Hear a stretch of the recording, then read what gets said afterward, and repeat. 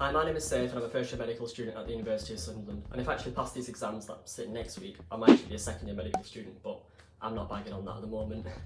So right now it's Sunday the 30th of May and I've got my first exam tomorrow, which is a Monday, and on the Wednesday I've got my final written exam.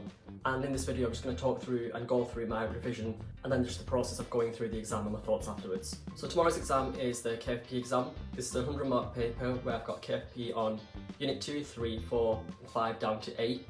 But on Unit 7 we've got 2 KFPs. Unit 1 was assessed in the January exam and that's not going to come up on the summer exam because we get given a blueprint before the exams, which is pretty useful. In terms of the units, Unit 2 is health and disease and Unit 3 is immunology and infection. Unit 4 is emergencies and Unit 5 is life course. Unit 6 is one of my favourite modules and that's brain and mind, so like neurology. And Unit 7 is health and reproduction. And the final unit, Unit 8, is on lifestyle. At this university we have a spiral curriculum and in the first year we don't get assessed on pathology, we kind of get assessed on normal function, so obviously that's what I'll be looking at. And in terms of finding a place where I can do my work, so like focus, have some coffee and have a charging port, I decided to work at Wetherspoons, but I'm pretty much just going for the unlimited coffee refills. So I've just got back from sitting the exam and it wasn't too bad. So some of the things that I looked over at Spoons ended up coming up on the exam, which was obviously very good. KFPs 2 down to 6 I found were okay, and while the Unit 7 KFPs weren't too bad either, but the second KFP on Unit 7 and the Unit 8 KFP I didn't find as good, other than the last question on the Unit 8 KFP. And all this probably doesn't make sense, but yeah. And just for context, KFPs are sort of long style answer questions, so basically what you'd kind of have at A-level. But I'm not entirely sure how to go about revising for the Wednesday exam because it's basically multiple choice. It's the SBAs and the EMQs, where the SBAs are single best answers and the EMQs are sort of extended matching questions. So I've just looked at the blueprint. My preparation for the second exam was pretty much the same as my first exam. I'm not entirely sure how helpful that would have been because again it was multiple choice.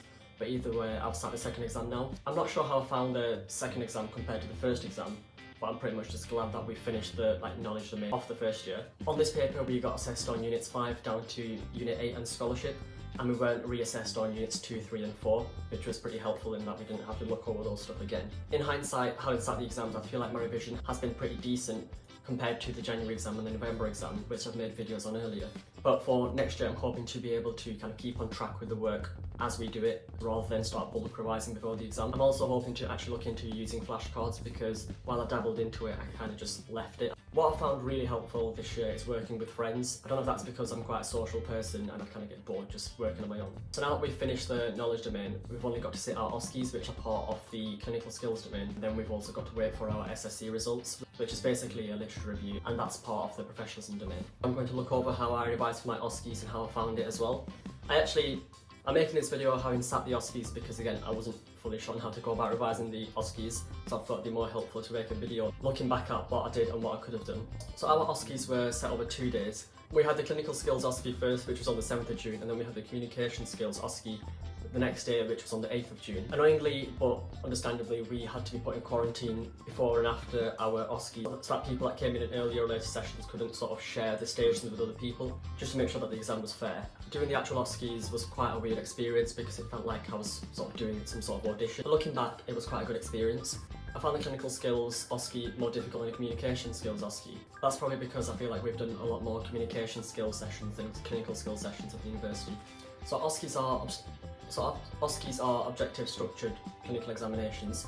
These make up 30% of our first year examinations in comparison to the written exams, which are 60%, and the SSC, which is 10%. I think the best way to prepare for the OSCEs, especially the clinical skills, is to practice with friends and like flatmates, because I feel like that helped me more than anything else. I was thinking about making a video on that, but I feel like just before the exam pulling out a camera is not going to help anyone. Also, it's quite helpful to look at YouTube videos on like sort of communication skills and clinical skills. That helped me as well. And next year what I definitely want to start doing is after clinical skills sessions, communication skills sessions, is that I actually fully understand everything. That way I don't need to memorise it before the exam. That being said, with the OSCEs I felt like there wasn't much information to learn, especially compared to the written exams. But I guess to truly gauge how well or how bad they might have gone, I'll make a video after my results come out so I can sort of look at what can be done to improve my results for next year. I know this video is brief, but I guess most of my videos are, and hopefully I'll be making them longer next year. Hope this video has also been helpful, and thanks for watching.